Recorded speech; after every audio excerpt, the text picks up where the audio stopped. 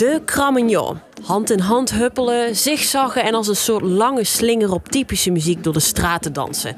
De Cramignon wordt in een handjevol dorpen in de grensregio tussen Zuid-Limburg en België gedanst. En inmiddels is het ook immaterieel cultureel erfgoed. En wij wilden even weten waarom dat precies is. Want het laat me een beetje denken aan dit. We maken een kringetje van... Ja, deze.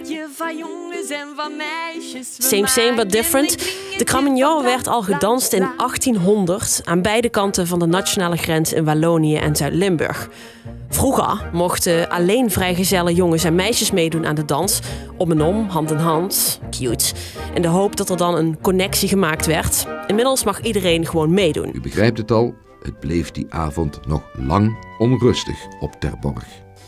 Er is uiteraard ook een rol voor de kerk in de geschiedenis van deze dans. Eind 19e en begin 20e eeuw werd het minder populair omdat jongeren graag dansten op de moderne wals en galop en niet op de Cramignon. Rond 1900 zijn het pastoors op het platteland die de Cramignon een stimulans geven om de, tussen haakjes, verdorven, intiemere dansen te ontmoedigen. De galop, dat is toch niks? De Cramignon is veel beter. Daardoor overleefde de Cramignon in de behoudende dorpen en verdween die in de vooruitstrevende steden als Luik en Maastricht. Vroeger ging de kapitein van de jonkheid voorop in de Cramignon met in zijn linkerhand een bloemenboeket, het rijboeket en in zijn andere hand een meisje. Goed geregeld. En als een slingerend, zigzaggende mensenketting kronkelt de Cramignon zich dan door het dorp.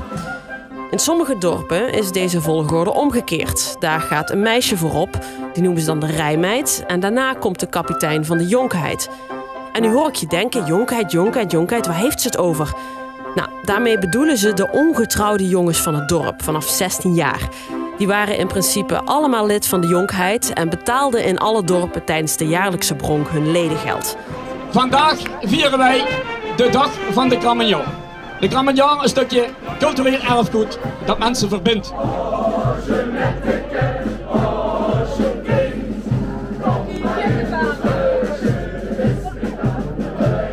En om dit mini-college af te sluiten, dat woord, Cramignon. We hebben het kunnen terugvinden in de 16e eeuwse Luikse geschriften.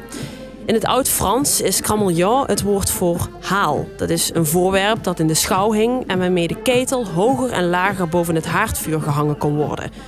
Die had de vorm van een zaag met grote tanden waarin gemakkelijk de zigzaggende beweging van de dans te herkennen is. Aha!